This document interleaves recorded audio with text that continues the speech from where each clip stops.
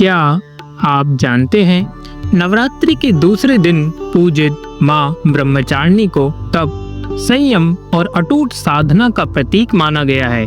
उनकी कथा हमें धैर्य और तपस्या की वास्तविक शक्ति सिखाती है। माँ ब्रह्मचारिणी, ब्रह्म का अर्थ है परम तत्व और चारिणी का अर्थ है आचरण करने वाली, अर्थात वे वह स्वरूप हैं जो ब्रह्म के मार्ग पर चलने वाली और साधना का जीवन अपनाने वाली हैं।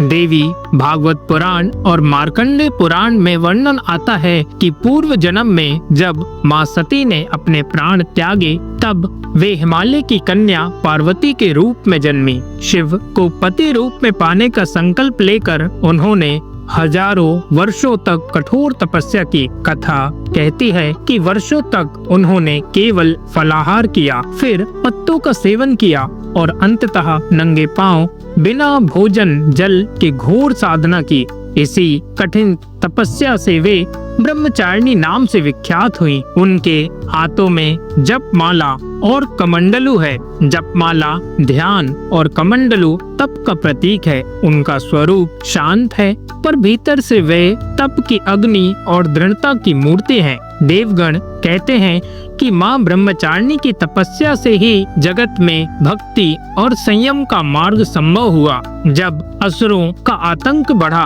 और धर्म डगमगाने लगा तो देवताओं ने कहा, यदि साधक माँ की तरह धैर्यवान और संयमी हो जाए तो कोई भी कठिनाई उन्हें विचलित नहीं कर सकती। उनकी आराधना से मनुष्य को त्याग, आत्म संयम और अडिग आस्था प्राप्त होती है। संदेश यही है कि लक्ष्य पाने के लिए हमें संघर्ष और धैर्य से गुजरना ही पड़ता है। जैसे पार्वती ने शिव को प्राप्त किया, वैसे ही हम भी अपने जीवन के शिव, अपने लक्ष्य को साधना से पा सकते हैं। तो आज जब आप माँ ब्रह्मचारिणी की पूजा करें तो प्रार्थना कीजिए कि हे माँ, हमें वह शक्ति दीजिए कि हम कठिनाइयों में भी अडिग रहें और साधना की राह पर डगमगाए नहीं। याद रखिए, तपस्या केवल जंगल में बैठने का नाम नहीं है। तपस्या है अनुशासन, संयम और प्रतिदिन अपने लक्ष्य की ओर बढ़ते रहना। अगर यह कथा आपको प्रेरणादायक लगी हो तो वीडियो को लाइक करें और चैनल को सब्सक्राइब करना ना भूलें। कल हम सुनेंगे माँ चंद्रघंटा की वीरता की युद्ध शक्ति की गाथा।